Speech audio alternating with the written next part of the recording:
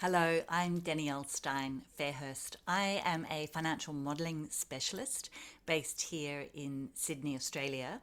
Now, you might know that I run a lot of virtual meetups on topics that are relevant for Excel and financial modelers and basically anything that I'm interested in.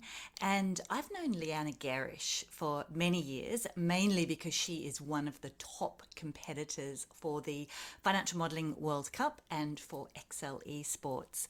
And I did not ever meet her in person until just recently in Las Vegas for the Excel Esports finals when we were both there in person. And then again, I saw her just last month in February 25 when we were both in London for the Global Excel Summit.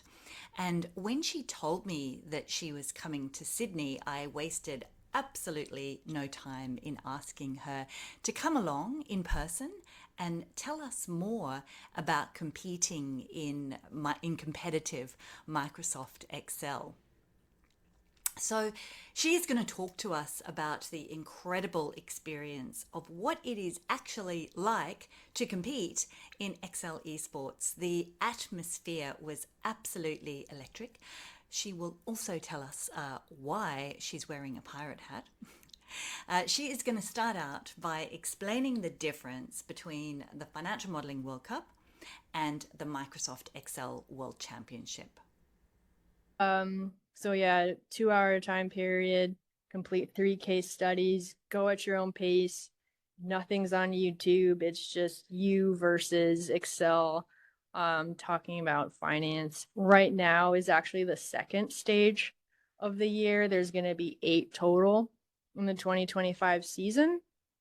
And then they have a $25,000 US prize fund and a couple different categories for giving that money out. Top performer, top in a region, top young person. They have a new masters, or maybe that's the other one. But there's a lot of chances to. Yeah. Yeah, I think, yeah, it's a lot to keep track of. But yeah, there's a lot of different ways to win money in the FMWC side. And that's just you did it today. Yeah. There's a few more hours if anyone hasn't completed yet. Right. You can still sign up. Danielle's got a great code for a discount if you're looking to compete. See her for that. I definitely recommend it. We'll get into the why of it a little bit later, but there's a little screenshot on the bottom just to show you the vibe of the FMWC. It's very finance and accounting focused and maybe a little bit stodgy, but it helps you keep your modeling best practices fresh and helps you with your Excel skills for that. So that started up during COVID in 2020, and I joined as kind of like a fun COVID hobby when you couldn't really go outside. And then there was a second competition style that started, I believe, the following year, and that one's really taken off. And I think it's a lot more well known at this point. And it's the Microsoft Excel World Championship, which is actually sponsored by Microsoft. And the way this competition style works is everyone is working on the same fixed 30 minutes, usually on a Thursday, and you have to do one case or one problem. And instead of being finance focused, it's games, it's problem solving, it's a whimsical story, it's code breaking. It could be a card game, dice game. So it's really not anything finance specific about it. It's just a pure test of your Excel skills, your speed, and problem solving.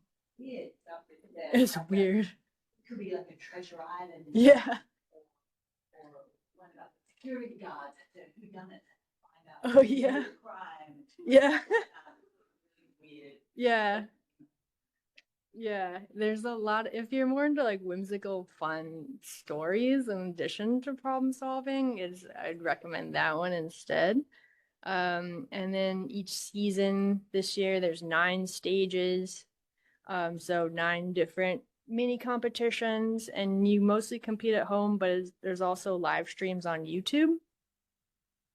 And it all culminates in December in Las Vegas with the finals in the HyperX Arena in the Luxor Casino. It's like a true esports arena with flashing lights and a commentator booth and something called the Hype Tunnel. They make you sprint down when they call your name. Did you know that I accidentally somehow I ended up in the hype tunnel. Like, I got lost like during the collegiate challenge and somehow ended up like on the big screen, but apparently nobody saw me. Oh, I saw it. We all saw it. We all saw you. We were like, is that Danielle? I was kind of on my way out of the arena.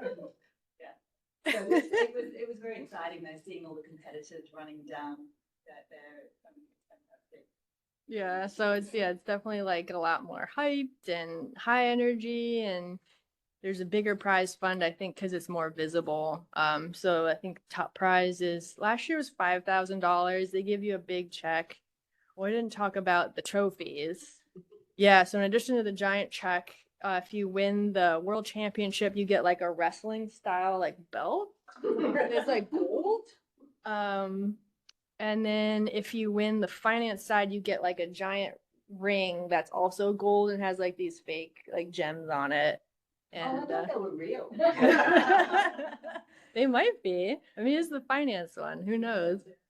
And then as an example here, we had a case that was Wizard of Oz themed, I think in January. And so this was in Excel. There was a journey to the Emerald City. And so you can kind of see, yes, they're both Excel competitions and they're sort of the same like backbone, but in terms of vibes, they're very different. So hopefully that was an okay overview. I know it's kind of a weird topic and a lot to cover, but any questions as far as what the heck we're talking about here? Okay, great. All right, so moving on.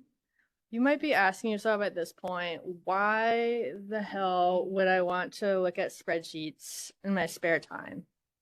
And that's a really good question because you might actually be sick of working in Excel all day and at your work and not really be interested in it. Bless you. And I think for everyone, it's going to be different. For me, I find that the challenges and the problem solving fun. I really enjoy how it's pushed me to learn about new features in Excel right when they come out. I'm on the insider release now, and I can bring that knowledge to my clients in the consulting world and build better models. Whereas before that, I would maybe not know about a new feature in Excel until a coworker mentioned it or I saw a blog post online. So it's really helped my Excel knowledge. And then, yeah, I guess I'm a competitive person, so it's just that's kind of why I think it's fun. What made you get into it, Danielle? Oh, I just get really excited about like anything to do with Excel and financial modeling, and it was just the fact that it existed was just enough for me. It was, yeah, really exciting. That's cool. Yeah, I think like one of my favorite parts as well is the community. I don't have a lot of friends or family that work a lot in Excel, so it can get kind of lonely because no one wants to hear you talk about new functions. But through Danielle's meetups and then some other things and the conference in Las Vegas, just getting to meet other Excel nerds face to face, I think that's been the most rewarding part of the competitive scene for me, at least. Okay. And then I thought we could spend some time just looking at examples of actual cases that we've seen recently. I think that would really give some color as to what this competition is all about. So I'll just switch over to Excel. I've got three. The first one is a finance one from the FMWC side. And then I've got two esports cases. So this will kind of highlight the differences between the two competitions as well. So as we talked about for the FMWC, it's finance focused. There's 3 cases in 2 hours. This is a case that I think was from January of this year, and they'll give you a file and it'll have this cover, which is like ultimately always pretty useless. But then they'll give you a PDF as well. And this is just a part of it. Hopefully it comes through okay on the screen, and it tells you what you're doing. So it's saying, all right, so you're going to just create a three-way statement financial model based on historicals for this company called AFM Enterprises. It's okay, pretty straightforward. They tell you to create a 5-year annual model, create P&L, balance sheet, cash flow. Great, great, great. And then they also will give you an assumptions page. And so they'll tell you when to start the projections, inflation. There's always debt modeling going on, how to forecast the P&L. There's usually CapEx in a model, working capital. So you're all over the financial statements here. So this really tests your financial modeling knowledge. And then in this case, sometimes they don't give you anything. They're just like figure out on your own. But in this case, they gave you 3 years of historical financial statements for this fictional company. And then your job is to project out the next 5 years. And so along. Familiar. Is this the one when did this one This come is out? January, so this was stage 1. Oh, that's the one. Yeah. Oh, okay. That's why I didn't look familiar. Yeah. It's they kind of have a bit of a partnership with the FMI, the Financial Modelling Institute, which is to actually sit the exam where you have to build a 3-statement model. So this looks quite similar to that. So if anyone's done the FMI exam, you'd probably do quite well in this competition. Yeah, that's awesome. Oh, and I did forget to mention for the FMWC side, they are looking into giving CPA continuing education credits for people who compete this year. So instead of listening to a webinar about tax, you can actually compete in Excel and get, I would imagine, 2 hours of credits per stage you compete in. So it could be a more if they get it to come through, they got it certified for the conference in Vegas. So if you went to the conference last December, you got like I think 24 hours of CPE. And then so this would be, I'm guessing, 2 hours per month of CPE. And you got to go to Vegas. Oh yeah. And you got to go to Vegas. Okay. So along the way, as you're building out this model per the notes they give you, they ask you questions. So they're asking, hey, what was the revenue for this type of thing? How does projected unit price look? What's your EBITDA? What's your COGS? So it kind of takes you on a journey of starting with the financials, building out the P&L, building out the balance sheet, tying it all together with the cash flows. What does the projections for this look like? And so if you go through and answer the questions, it kind of gives you a hint if your model starts to spiral out of control, or as often happens, maybe you're answering a question that they didn't ask. And by following the questions, it kind of reins you back in and keeps you on track so that you're able to get the highest points possible. So in this case, it asks you 25 questions, and then this is the solution model they provide after, where they wanted you to have a couple different scenarios. And then this is what the 5-year projection looks like for the solution model. And so usually there's like a workings. They always provide the solutions, don't they? Which I think is really valuable, being able to work through and see where you went wrong, because invariably you run out of time. Yeah, you run out of time, or sometimes everything goes pear-shaped, and that happens a lot, at least with me on the finance side. But yeah, I think this one had a revolver in it, a couple types of debt. I mean, it gets pretty bonkers with what they ask you to do to build this 3-way model. And then for something like this, you would be expected to do it in about, I'd say, a little over an hour. So something at work that I'm guessing, would take me better part of a week to set up. You're supposed to build this in about 60, 70 minutes. So the time pressure becomes a huge part of the competitions for the finance side as well. All right. So here's an example of finance case. Any questions on it, or sort of how the whole competition works for FMWC? Okay, awesome. So Let's move on to the more interesting and flashy esports. Actually, we have a question online. Okay. Oh, somebody's asking if you could share the spreadsheet. Oh, We're allowed to share those, yeah? I guess so. I mean, Yeah. you're supposed to Yeah, I buy think them, so. but we can Yeah, share it. I'll check with them. Okay. Yeah, and then I'll send it out. Yeah. Yeah, we don't want to get banned. No, no, not that.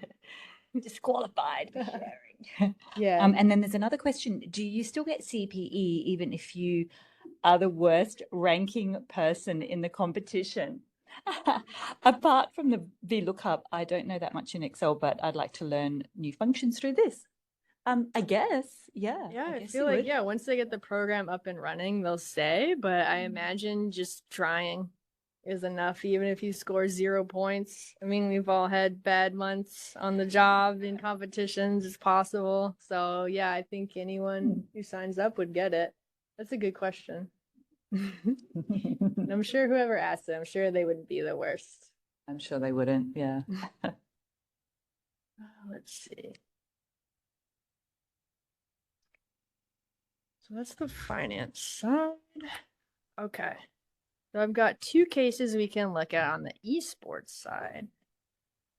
And so already you see color, you see pictures. There's the case author as a photo. It's a lot more exciting. And so this is for the Excel World Championship. I have a question about the financial modeling. Yeah.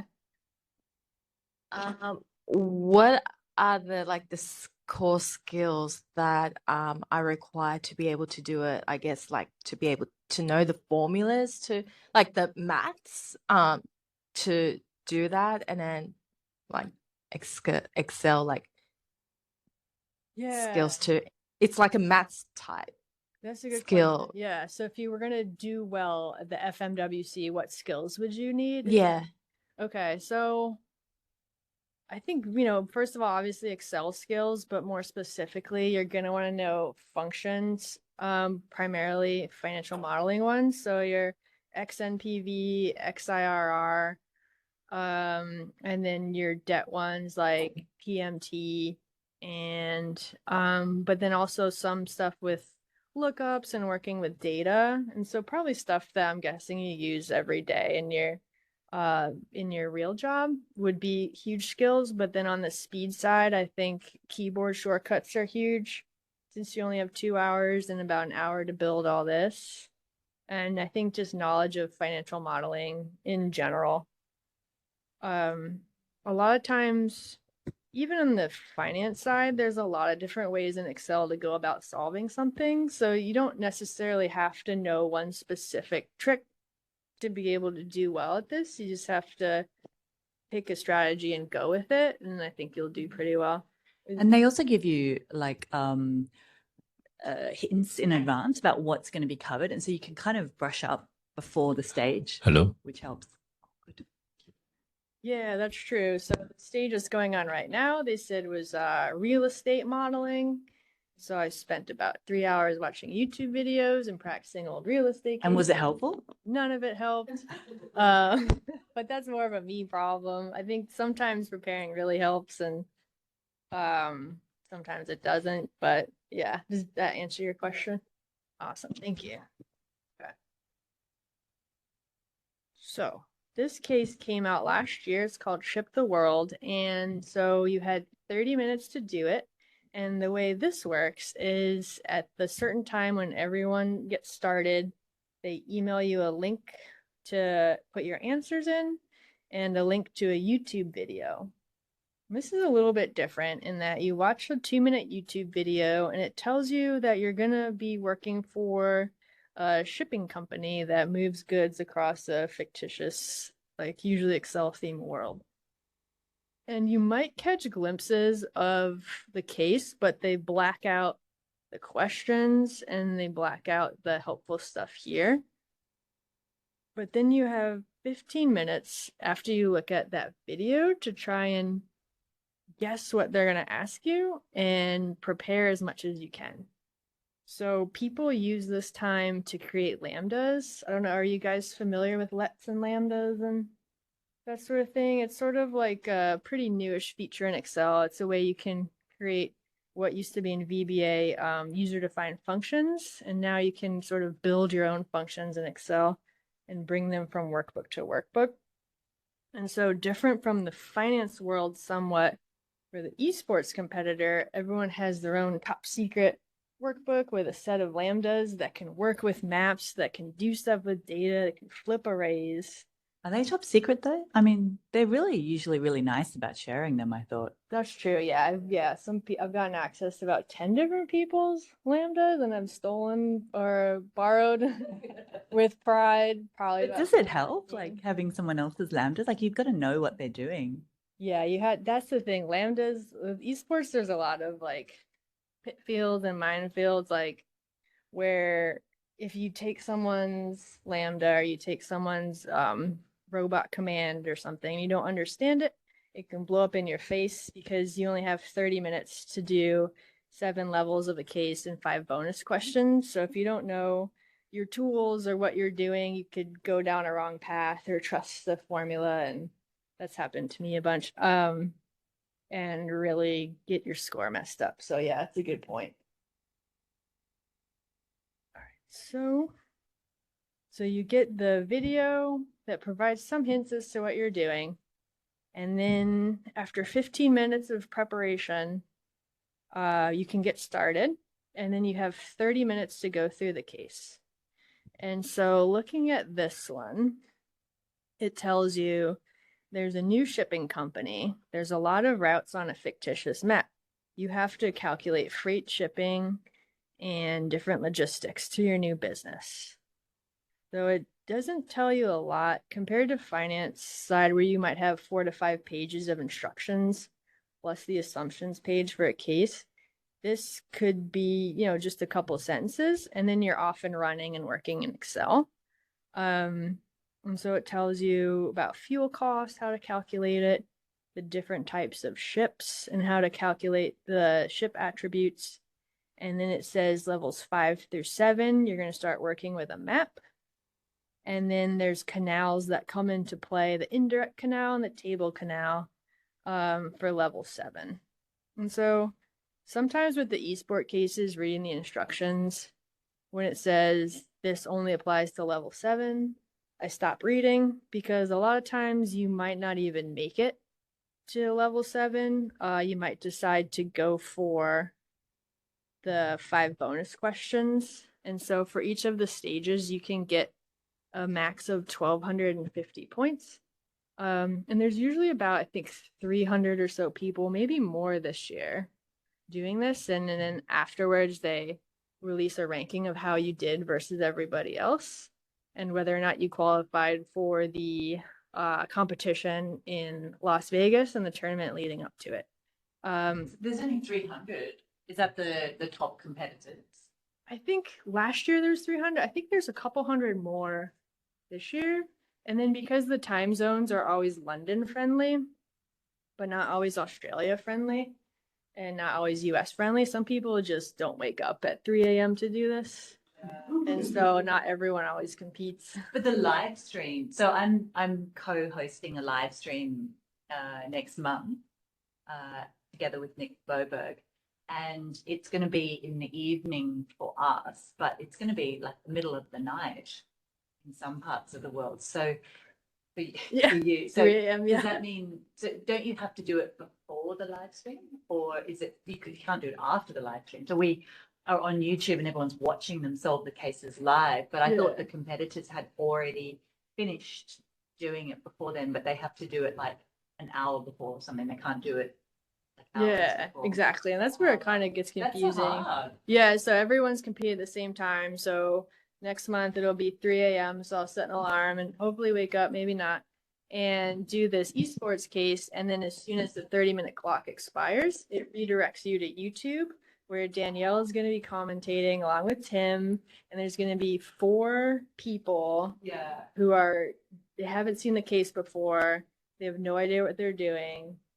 and then they have 30 minutes and you can watch them And they've live. got headphones on and they can't hear us, and we're like talking about them. You're judging totally. them. Yeah. And we're Yeah. like, wow, that's a really interesting way of approaching that problem. I wouldn't do that if I were you. Oh, I wonder where he's going with that. That's really fun. Yeah, and so then the live stream happens, and so then everyone who competed offline will be usually in the chat on YouTube, like, oh, what was your strategy for this? What'd you do for that? And it's usually a fun time. And then after that, they show their rankings. So it's kind of like the structure of the esports side, a lot more fast paced. You find out how you did like right away instead of waiting for the next week, and you can chat with other people about it as you go. So there's a lot more community aspect to it, I think, than the finance side. Would you agree? Yeah, definitely. A lot more excitement about the Yeah. sports, I think. And then the cool thing about the live streams is, people might have a tied score with like 20 seconds left and who's going to win. And then people start doing rand between and generating random numbers and putting those on their answer sheet to try and get one more point. Yeah. And I feel like a good amount of competitions are decided by last minute panic guessing for the answers. So it's always fun to watch. Yeah, and sometimes the scores go down. Have you ever seen that happen? Yeah, so it's someone happened. gets it and then they've got a formula in it and then they try and get some more and then it totally overwrites what they had before and it can be really exciting. Yeah, it's super fun to watch. And I think if you're competing, definitely on live stream, it can be stressful, but it's fun. Let's see. So back to shipping. So we've got 4 different types of ships. They have different weight, capacity, and speed, and then they can carry 7 different goods that each have their own weight. And so, because you're probably wondering at this point, how do I model a shipping company and routes in Excel? And so usually what I do is I look at the bonus questions because you can get 250 points here, which is pretty good. But it tells you what you need to have completed in terms of levels to be able to answer the questions and get the points. And then during the live streams, only certain people can, like, say bonus 1, for example, maybe there's 4 people on live stream, but only 2 people can get the bonus correct. So usually if you're on YouTube competing, there's like a mad dash for the bonuses first. But I like to skip past the bonuses and start with the questions. And then they start out usually easy and go to hard for the 7 levels of questions. But you want to look around because sometimes it can go from very hard to medium back to hard. And so it can be advantageous to see what level you're doing and if it makes sense to jump around versus just going in order. And so it usually starts out pretty easy. It's asking you, okay, this ship uses fuel. The amount of fuel is weight times distance. What's the fuel cost for your boat? And so here it's just 30 times 8. And so, but the problem is you've got that T in the way, right? And so how I would do it is I would either just say, hey, if there's a T, like get rid of it and do a straight multiplication. Or I've got a lambda that can extract out the numbers from a cell, so I might use that instead. You've done that before. Yeah. And so yeah, like the cool part is there's a lot of different ways to get points and there's a lot of different ways to solve problems.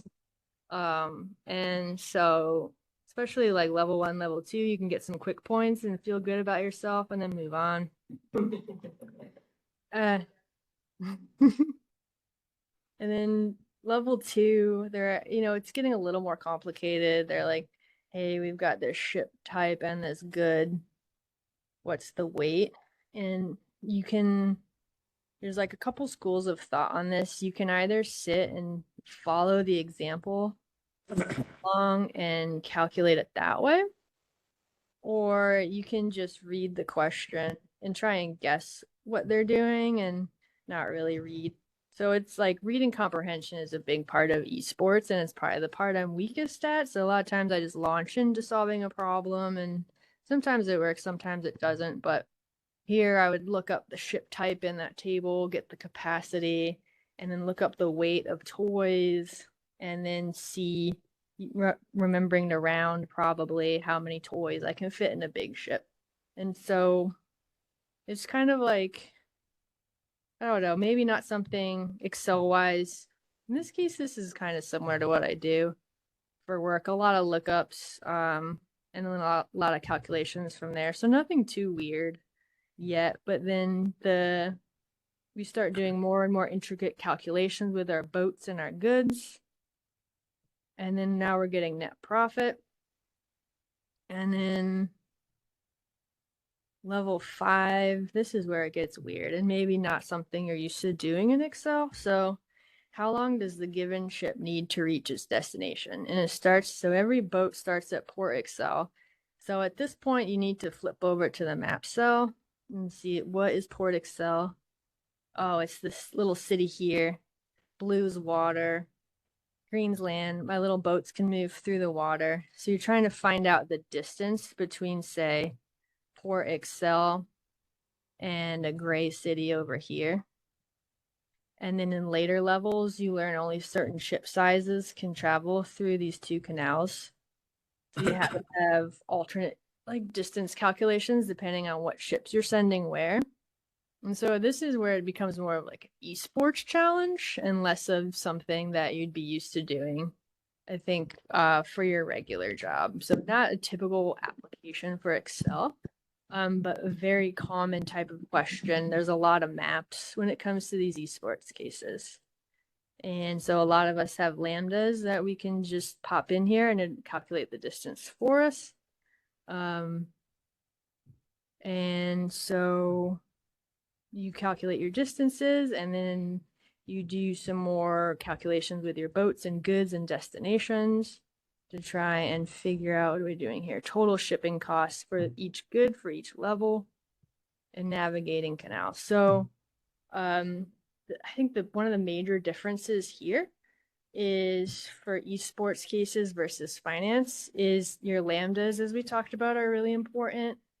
And then also data tables are really important. So I don't know if you guys work with data tables. Okay, where you put in, if you change, say, you set up your whole model and then you change from calculating example 7 to 111, you can sort of calculate all the answers at one time instead of going one by one. So data tables are a really key skill for the esports cases. And then once I hit a wall with the levels, I'll circle back up to the bonus cases. And then they'll ask, hey, now you're counting colors of cells in your map. How many land, port, and canal cells are there? And there's different ways you can do that. The common thing we do is, it's like not a really common thing for normal Excel, but you can choose format from cell, and then you can say, okay, show me all the green cells and get your counts that way. Or you can use VBA to get your colors from Excel. So there's a lot of niche skills and tricks that you need for the esports side.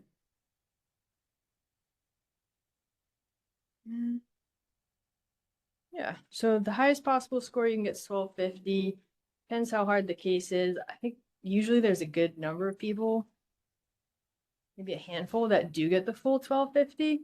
And then in the event of a tie, they do it by the amount of time. So if you're faster, then you're going to win over someone who took the full 30 minutes. You can submit your answers early.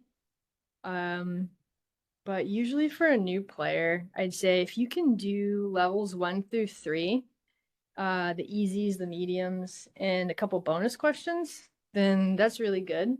And you're going to get a higher score than probably about half of the people competing. So like for me, it's not about getting first place. It's just about seeing how well I can do, especially versus my past scores. And even if I don't, crush a case and get everything right, it's still fun and it's still working with Excel and maybe learning something new along the way. So I've got one more case, but any questions on sort of like esports in general or boating or anything before we move on? If I use with Copilot, would be faster.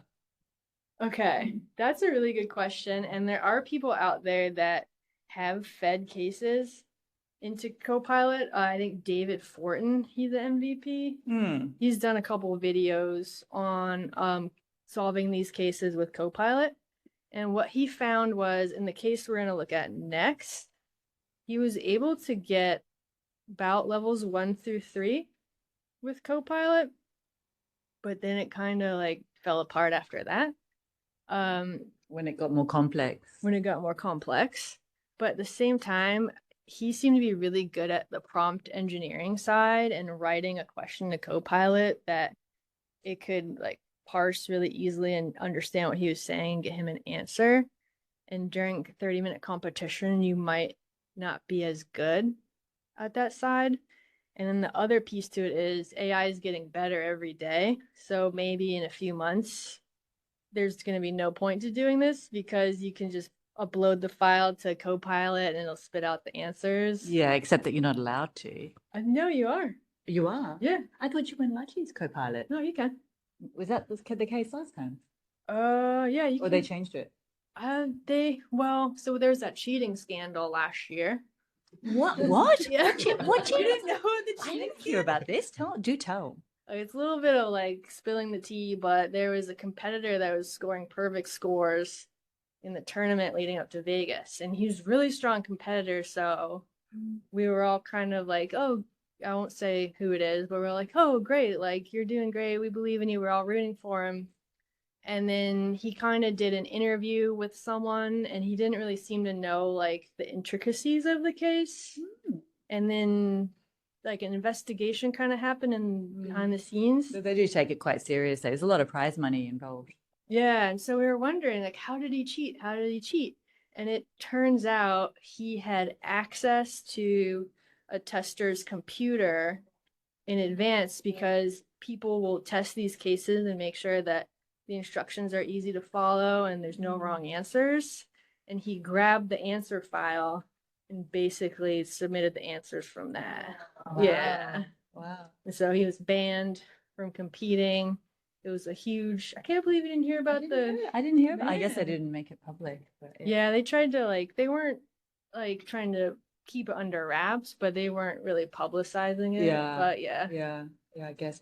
There's a question on the chat just asking about the lambdas. So, if you create lambdas, can you then use them for work? And I would have thought perhaps, I mean, the lambdas are quite specific, so I wouldn't have thought that you could, then just roll them out and use them for your work. But I think just in my opinion, the skill of learning how to build one for the competition just makes you just so much better at your job. Would you agree? Or have you been able to use them? I haven't used a ton of my competition lambdas, but I have used lambdas, whereas I wouldn't have otherwise, just because it became another option when you see a problem at work. You can now think, oh, I can build a lambda for this.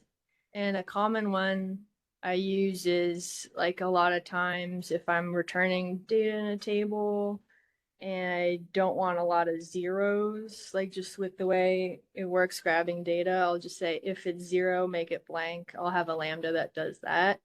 That works with my other dynamic arrays, but I think we were talking about this earlier. Clients can get, if you use lambdas or complicated stuff, clients can kind of get confused and maybe a little angry if they don't understand what's going on in Excel. So it's up to each person to decide how crazy you want to get with lambdas at this point.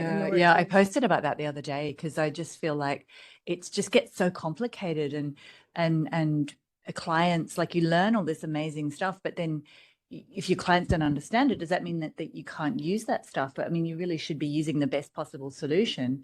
But if they don't, but if people don't understand it, do you then have to dumb down your models, which I don't think you should do as well.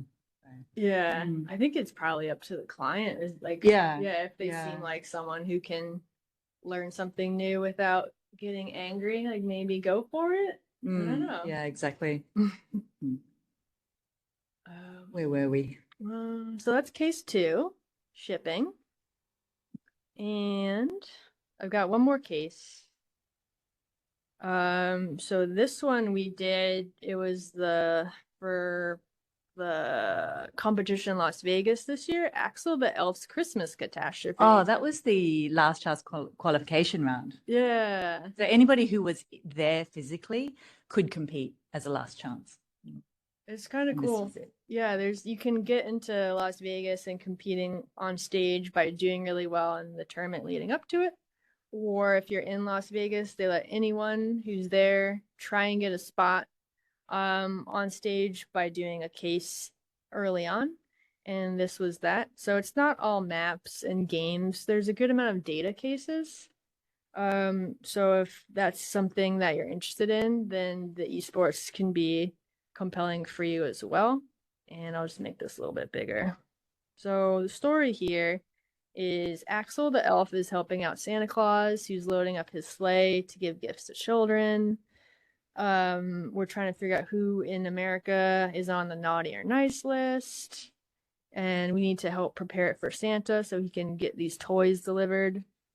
And so they provide you a list of, these are all the children in America. There's 10,000 of them. And they live in a state, they want a toy, and then they'll leave food and drink for Santa and the reindeer. And then there's 4 characteristics that determine if someone is naughty or nice. And so these columns over here are sort of helper columns I built out to answer the questions. And then answer some of the bonuses. But let's see. Here they're asking which state is the following child from. So you're just doing probably an X lookup or a V lookup if that's your thing, or index match. And then as it gets harder, you're trying to figure out if each child is naughty or nice. And then what's the most requested toy from each of the following states? I think here, rather than get crazy with formulas, I just sorted. Is that what I did? I sorted by, yeah, I did like a helper column that told me what was most popular and sorted by it and just looked it up. Most requested, oh, this was the most requested toy. So they say, okay, for North Dakota, if the person's nice, what's the top toy requested? And the answer is a chess set, and I just did filter is a huge function to know for esports. It's one of the newer ones, and I just did a unique, and then I took the top value from it, and I'm guessing I had a sort in there as well. So yeah, in the data cases, I'd say filter is your top bet for a lot of this. That looks like a quite complex formula, but that's nothing compared to some of the, No. yeah, Yeah, it's some of just the on ones. one line. Yeah, some of the formulas can get pretty gnarly. Was it just a filter you use or more than that? Yeah, so I think I filtered the list on, let's see what we did. Okay, I was like, of these 10,000 children in America, the only 10,000 children in America, show me, filter the list on H138 on if they're nice. So I want to see nice children, and I only want to see nice children from North Dakota. And then I think I had sorted, this is where it's a little confusing. I think I had sorted the list by most popular toy to begin with. And so if I just took the first value from that, then it would give me my answer. So a little bit of behind the scenes, like data cleaning and setup, to try and speed things along and save time since every second counts on this one. And then how many trips will Santa take to each of the following states? And so there's some logic here. Santa takes X amount of seconds to deliver a toy. And then I think there's something about the snacks, taking time to eat the snacks and drink the drinks. You have to factor that in, and then he has to go get refills based on how much he can carry in his sleigh. And so you kind of like get this delivery schedule for Santa, going state by state. And then what else is there? Oh man, this is where the data stuff gets a little messy. What's the first letter of the surname of the first person being delivered to with the nth delivery in each of the following states? This is what I talked about earlier, with reading comprehension being the most important part of esports, because And I mean, English is our first language. You know, Yeah. like there's a lot of the competitors they're not, and it's amazing that they do so well. yeah, because English is my first and basically only language, and I really struggle with the English here, so I can't imagine someone from another country doing this in 30 minutes. It's really impressive. But they kind of give you hints like, hey, you should be getting one of these 5 letters for your answer. So it kind of helps for the harder levels where you're not really sure what the heck is going on. And then the last, oh, here we go. How many seconds does Santa take to make all his deliveries to the states? And so this is where it gets into an extra dimension of, well, it takes Santa 1.5 seconds to drink a beer that child has left out. I hadn't looked at the list of foods that carefully, but wow. And so that plus 5 seconds per delivery, dropping off the things, plus time to reload the sleigh. You're really building a quick little model to try and calculate. And this is where sometimes it's best to just create a new tab and do a data table, and build a model that will calculate it for you. And so, yeah, if you can just figure out example 7 for level 7, then you can get the rest of them just by using your data table. So the way this is set up, I'll make it a little bigger. And it's something I do probably in most cases. So I figured out the answer for it's like 518 seconds for Santa to make his deliveries to Nevada. And then you can say, all right, what about if he goes to Hawaii? And then just by changing the game number here, it changes the filter to just give us all the children in Hawaii, and then do our calculations. The important thing here is just making sure you copy down your helper formulas all the way. And you've basically, if you can solve one question, then you can solve them all and then pop it back into your model. Yeah, I think that's why sometimes you see with the results, you see, there might be one, and then all of a sudden they'll just be like, boom, and they get the entire stage like all at one, because they can just copy it down and it just solves it immediately, which is exciting when that happens. Yeah, definitely.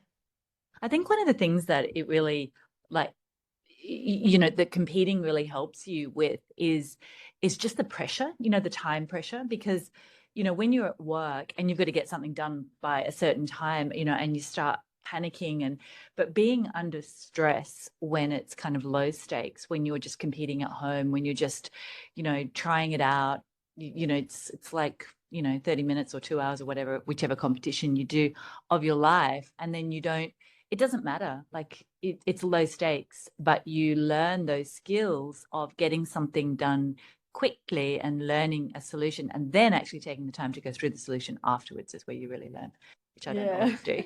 That's true. Yeah, that's a really good point. Is like a lot of these skills, I mean, it seems kind of dumb, like you're never gonna, make Santa his toy delivery schedule for him for Christmas. You never know, might. I guess. Yeah, like it's possible.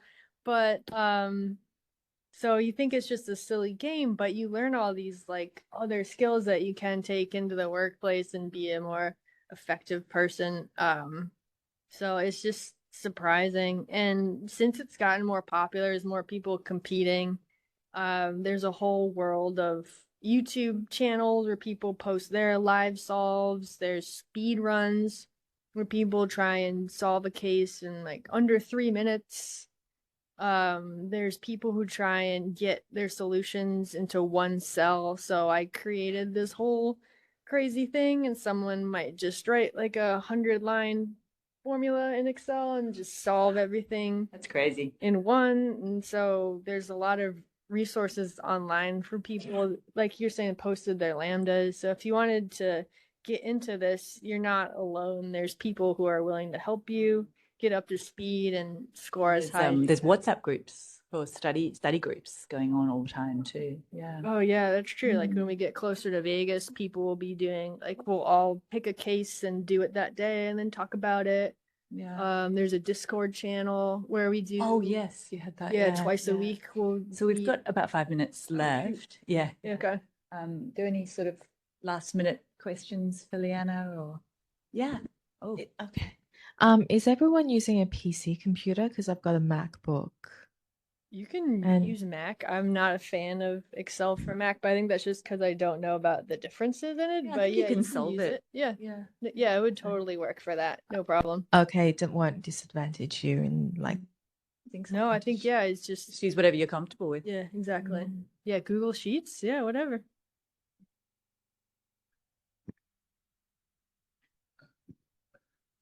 For those who are wanting to dip their toe into some of these esports, do either of the organizations publish practice questions and the solutions? And what resources do they put out that help more competition or more competitors?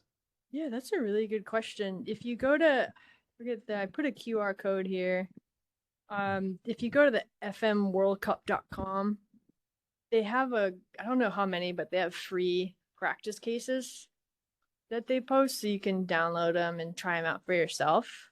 Otherwise, it can get pretty spendy I think it'd be like $1,500 to buy all the cases. But yeah, I would start there. And then some other people have made their own cases for practice and posted them online.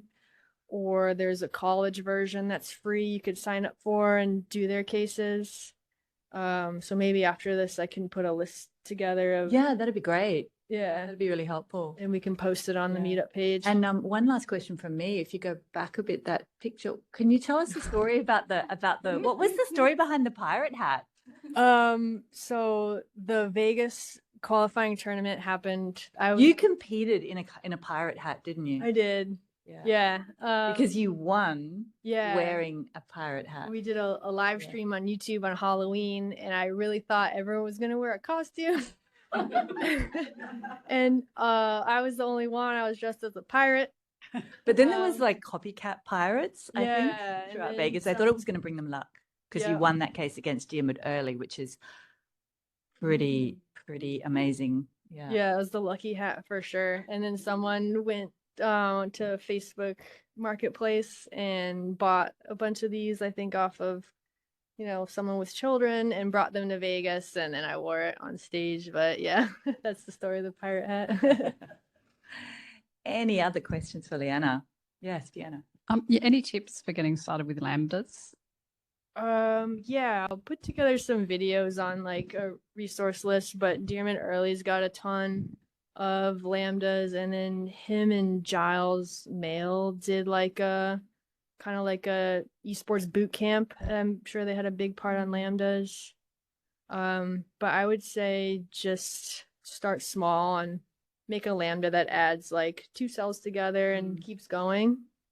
And then once you have that, then you can kind of make crazier and crazier lambdas, do the scans, reduce. Yeah, them. Giles Mel was one of the commentators, and he got really like obsessed with lambdas just before the competition because he was planning to compete, but then ended up having to step in, and he just created this file with just like hundreds and hundreds of lambdas which he'd made available for anyone. Yeah, there's a lot of people who have posted their lambdas on GitHub. Craig Hatmaker is another one. Yes, Yeah. the 5G The 5G lambdas are lambdas. really cool. Yeah. Yeah, I don't understand most of them, Oh, you but don't have to understand it. That's the great thing about it. You can just use it and you it just works. use it. Yeah. So yeah, for lambdas in general, I'd say find online resources and then start easy and then work your way up, and you'll be an expert in no time.